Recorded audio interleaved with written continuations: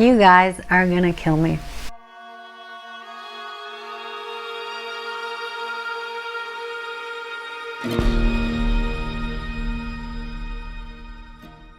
Hello fellow readers and readeresses, and welcome to the 14th installment of The Lord of the Reeds, the most precious TBR game. Today we're gonna select my TBR for April, and I'm filming this a little bit earlier in March because at the end of the month I'm gonna travel to visit my family and I'm not gonna be able to film there, obviously. I guess that's not that important, but I felt the need to let you all know. If you don't know what The Lord of the Reeds is, it's a TBR game created by me, loosely inspired by The Lord of the Rings. I mostly just like the name, and I'm using some of the characters, which I will explain later on. If you'd like to learn more about the game and how it came to be, I have a full playlist over here which you can watch. And if you don't want to do that but still want to know the rules, I'm gonna explain them right now really quick because they're very simple. We have this map behind me and we move across it counterclockwise by rolling 2 6-sided dice 5 base times. We roll the dice, we move across the map, we land on a tile, and we select a book to correspond to the prompt on said tile. Speaking of tiles, there are several kinds, the first of which is the empty tile, which has no prompt, and therefore when we land on it, we're going to select one of the books from the bookshelf jar, which contains all of the books I currently have on my bookshelves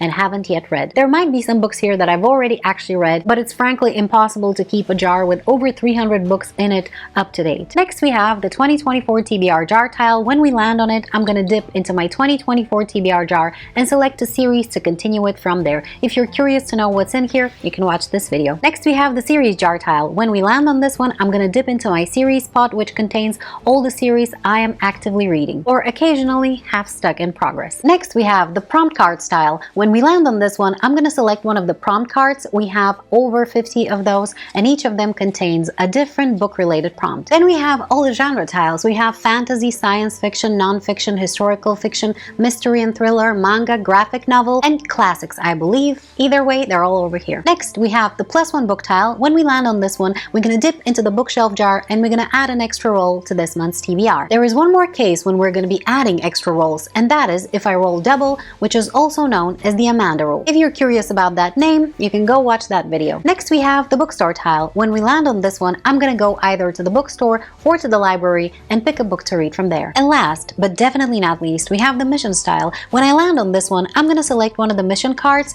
each of which contains a special reading related mission, upon the completing of which, I'm gonna unlock one of the characters from the Fellowship of the Reed. There were initially 9 cards with 9 missions, but I have already completed 7, and as such have unlocked the characters of Gimli, Gandalf, Boromir, Merry, Frodo, Aragorn, and Legolas. Upon completing all the missions and gathering all the characters from the Fellowship of the Reed, I'm gonna treat myself to a book haul because I am currently on a book buying ban and it's been forever. And on top of that, there will be a special surprise for all of you. If you would like to play The Lord of the Reeds yourself, I have provided both printable and digital version in the video description. And I believe that's all. Time to play the game. Roll number 1.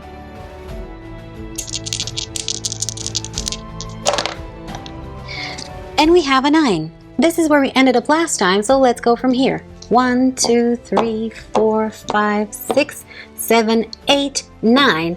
Ooh! And we landed on the 2024 TBR jar. It is always very nice to land on the 2024 TBR jar because I am very determined to reduce the amount of series I am reading this year. And so far, I am doing pretty terribly. Let's see. This one. Ooh! Sorcery of Thorns. Sorcery of Thorns by Margaret Rogerson is a young adult fantasy series that currently has only 2 books in it, 1 full novel and 1 novella. I have already read the first novel from this series, which carries the same name, and for the month of April, I am planning on tackling the novella, which carries the name Mysteries of Thorn Manor. I am super excited to read this, first of all because it's very short, and recently I've been reading a lot of very long books, but also because I really like Margaret Rogerson's writing, and I'm always happy to be back in her worlds. Unfortunately, I do not own this book physically, and I don't think I can borrow it from the library here, so I'm gonna have to purchase it as an ebook, which I have been doing a lot recently. Book number 1 for April has been selected, and I'm quite happy with that choice, to be honest. So let's get into roll number 2.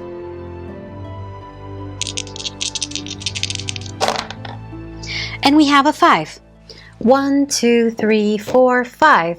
And we landed on the prompt cards. Alright, I love the prompt cards, but recently I started realizing that I've put some very unwise prompts in here, and I'm really hoping I'm not gonna select one of those. Let's see. How about one from here? The title starts with the same letter as your name. This is super cool, actually. Let me look at what we have. Alright, this was supposed to be an easy prompt, but it took me surprisingly long to actually pick the book that I wanted to read because there were a lot of choices, and as always, the more choices you have, the more difficult it is to pick. Finally, though, I think I stopped on the one book that I really am excited to read, and something that's going to bring a little bit more variety into my reading, and that is Summer Night by Jim Butcher. This is an adult urban fantasy and the fourth book in the Dresden Files series. I absolutely love this series. I've read the first three, obviously, and I had such a good time with them. This series follows a wizard private detective, Harry Dresden, who lives in Chicago and helps the local police investigate crimes of more magical nature. In every single book, we basically have the villain of the day, but there is an overarching plot that I am super interested in. I really like Harry Dresden as a character. I really like these books. They are always an easy read, but they're also books of substance. It's not just a fun story to follow, but there's also a lot of morality discussion into the books and a lot of character complexity, which I always very much enjoy. And while this series wasn't on my priority list for 2024, I just really wanted to continue with it, and so I'm gonna do it. So 2 books down and hopefully only 3 more to go. So let's go into roll number 3.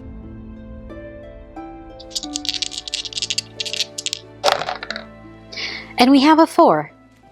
1, 2, 3, 4. Yikes. This series jar. Listen, it's not that I'm not excited about continuing with the series that I've already started, but some of those I'm not particularly excited about. Alright, let's see. This one. Alex Stern by Leigh Bardugo. This is an adult dark academia fantasy series, and I do believe there are only 2 books out as of right now, and I've read both of them. Let me do a quick check just in case. Yes, that is correct. The 3rd book is not even titled yet, so I guess it's not gonna be out anytime soon. As such, I'm gonna put this out of the pot for now until the 3rd book comes out, and I'm gonna pick another series to continue with. Second try. This one. Sigma Force. I am super happy about this choice. Map of Bones by James Rollins is the 2nd book in the Sigma Force series. This is the Bulgarian cover, which is why you see these crazy letters. I'm gonna overlay the English version over here for a second so that you can see what I'm actually talking about. Sigma Force is an adult action mystery series, which I absolutely adore. Granted, I've only read 1 book from it, but I enjoyed it so much. It reminded me very heavily of Indiana Jones, and I quite enjoyed this adventure style every now and then. It's a palate cleanser, and it's one of those reads that you can just sink in without having to think too much. We follow a group of elite fighters who are being dispatched in different locations to assist in situations which involve historical artifacts, and there's a little bit of an ambiguity whether there is a supernatural element to the story. Again, I quite enjoyed the 1st book, and I'm really looking forward to reading the 2nd one. By the way, the 1st book was recommended to me by a bookseller in the bookstore, and I am super grateful to her. Alright, we selected the first 3 books, and I am super happy with all 3 of them. So far, April is shaping out to be a very nice reading month. Let's go into roll number 4.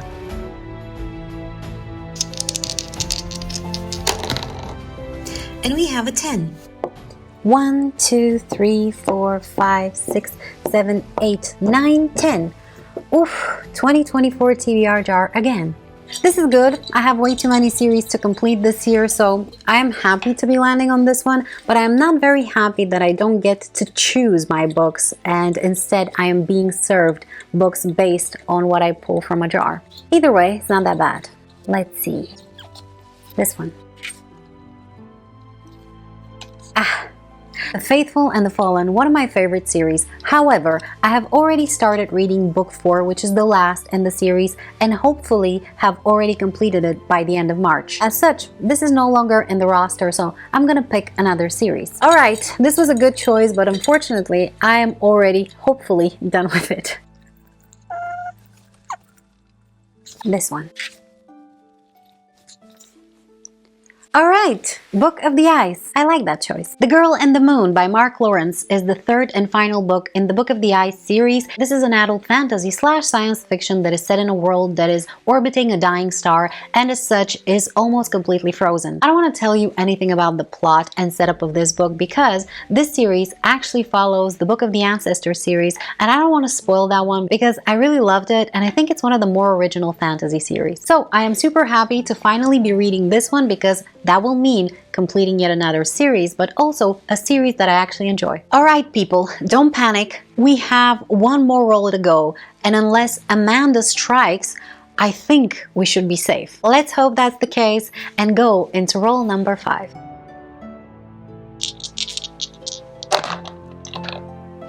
And we have a 3.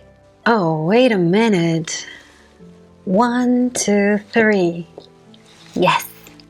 Oof.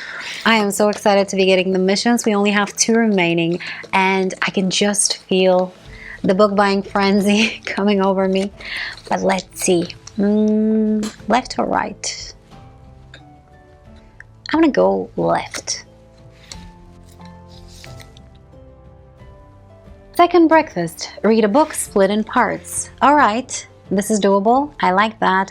I'm just gonna have to look through all the books that I have, and I'll be back soon. Alright, the book has been selected, and I kind of went against my priorities for this year because my priorities were to finish as many of the series as I started and not start too many new series.